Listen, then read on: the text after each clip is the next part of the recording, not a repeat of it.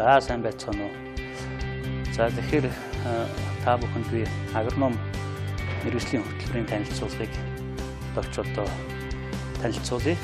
Тэгэхээр агроном мэргэжлэр бол 1955 онд анх хэлсэл тавьж эхэлсэн. За 1959 онд анхны төгсөлтөө хийж 22 агрономчийг одоо Батрын анхны аянд илгээж ирсэн ийм төвхтэй мэргэжлийн хөтөлбөрөө. За энэ мэргэжлийн одоо тодорхойлт гэх юм бол ер нь таримл ургамлын амьдралын хүчин зүйлүүдийг шинжлэх ухааны үндслэлтэйгээр жолоодох мэдлэгтэй. За бүсийн болон сортын онцлогтой хүрсэн үйлдвэрлэлийн агр технологиг боловсруулж хэрэгжүүлэх, за шинэ технологи нэвтрүүлэх, за үйлдвэрлэлийн технологитой холбоотой асуудлуудаар бие даасан шийдэл гаргах. За энэ чиглэлээр эрдэм шинжилгээ судалгааны ажил үүсгэх ур чадвартай ийм мэргэжилтэн байх юм аа. За энэ мэргэжил хэр эрэлт хэрэгцээтэй байгаа юм бэ гэхээр ер нь бол эрэлт хэрэгцээ ихтэй байна. За Монгол орнд бол одоо газар тариалангийн үйлдвэрлэл шинжлэх ухааны үндслэлтэй хөгжиж 60 гаруй жил болж байна. Одоо 61 дэх жилдээ явж байна. Тэгэхээр энэ салбарт энэ агроном мэргэжилтнүүд хэрэгцээтэй байгаа нь хэд хэдэн зүйлээр одоо нотлогдож байгаа. За тухайлбал 2020 онд засгийн газраас гарсан одоо 70 дугаар тогтоол нэг шаардлагатай хэрэгүүлэх чиглэлийн мэргэжлүүдийн тоонд агроном мэргэжил багтсан.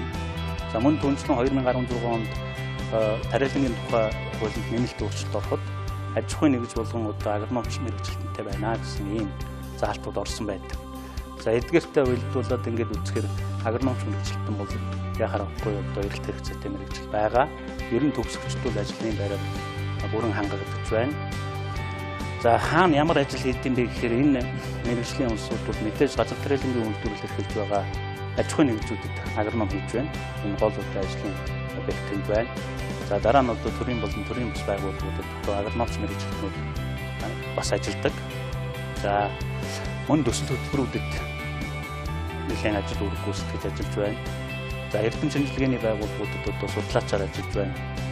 Ялангуяа одоо ургамал газар тариалангийн хүрээлэнд бол манай төгсөгчд олноор очиж ажилладаг. За дээр нь одоо ихтэй сургуулиуд, коллеж, мөн одоо мэргэжлийн сургалтын үйлдвэрлэлийн төвд багшаар ажилладаг. За гэх мэтлэнгийн одоо ажлын байрууд хаасайгүй байдаг юм аа. За энэ мэргэжлийн бахархал юу юм бэ? Ер нь мэргэжил болгонд бахархал байдаг. Тэгэхээр энэ мэргэжлийн бахархал бол ер нь дэлхийн үндэсэг болон бүрт өдөр бүр хүн бүр агрономчийн одоо бүтээсэн хүнсний бүтээгдэхүүн бусад одоо бараа материалыг хэрэгжилж байдаг. Энэ утгаараа агрономийн мэргэжлийг дэлхийн одоо мэргэжил гэж бас тодорхойлж хэлдэг. Түүнчлэн Монгол улсын хувьд бол одоо агрономчд бол улс орныхоо ард иргэдийн хүнсний бүтээгдэхүүнээр хангах, тэдний хүнсний одоо аюулгүй байдлыг хангаж ажиллах энэ чиглэлд бол ихэнх хувь нэмд оруулж ажиллах юм боломжтой мэргэжил юм. За өөр нэг зүйл бол одоо бидний мэргэжил тэтгэврт гардгүй юм а гэж агрономчд ярьдаг.